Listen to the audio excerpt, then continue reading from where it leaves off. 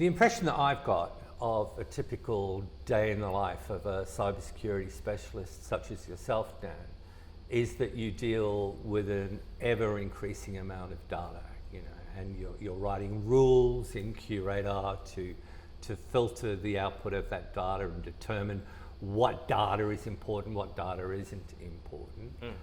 But how else can you address this increasing, problem of data explosion? Are there any other tools that you can use, or is there logic that you use to address this? So one of the biggest issues with cybersecurity is the fact that you'd be surprised, we actually only get a subset of the data.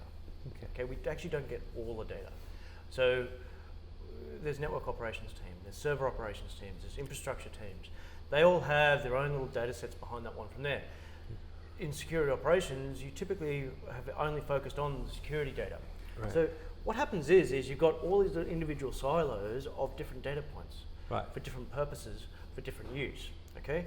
And the problem is with that environment itself is the fact that when a security incident occurs, it may not be a security incident, okay? Because even though you're seeing an incident on your side of things, infrastructure team sees it from a different perspective, okay?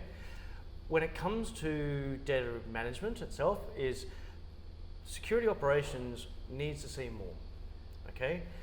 Often what has always been the limiter when it comes to that type of stuff has been the fact that the SIEM platform always has a data limit or an EPS limit or a whatever type of limit in that circumstance to get that information in, okay?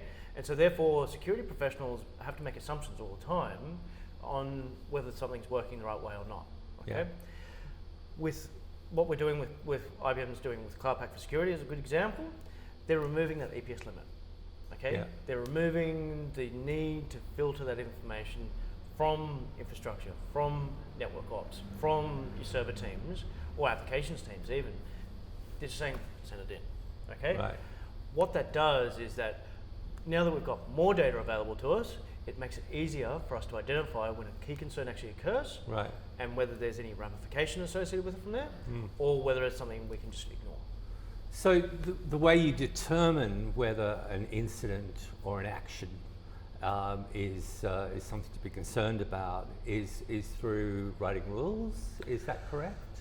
So there's two aspects. Number one, so with any type of use case, as what we call use case itself, there are a set of rules or triggers that, set of rules that define how an alert will trigger. Okay? Whether you want to call it IBM's offenses, whether you want to call it alerts, it doesn't make a difference in that circumstance.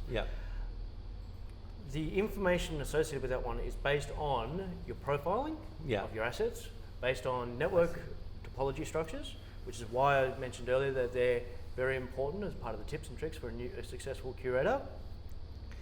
If you have them set up right, okay, you're now looking at what's acceptable behavior. Okay? And once you've got an understanding of what's acceptable behavior, you can go yes, no. Okay? And that's in essence what you're doing. If the answer is no, you build a rule. If the answer is acceptable behavior, okay, you still log it, you still have it available so that if you need to refer back to it later, that's fine. So it's quite a dynamic there, because presumably these rules need to change. What acceptable behavior one day might not be acceptable behavior the next day. That's correct. That's a dynamic there. So the task of managing rules in your curator environment is critical. It's a two-step process. Okay. Number one is you can create a rule, it triggers. Okay. Let me give you an example. Okay. I was asked recently to build a rule where a customer wanted to actually understand when a service account is used outside of the whitelisted applications that those service accounts are associated to. Okay? They wanted to know whether they're administrators, they're local users, or anything else that was using these service accounts to actually log into systems itself. Because that's a policy violation from their side of things. Service accounts are service accounts. They don't have as many security controls behind that one from authentication perspective. So they wanted to see whether there's anything wrong with that one. Okay.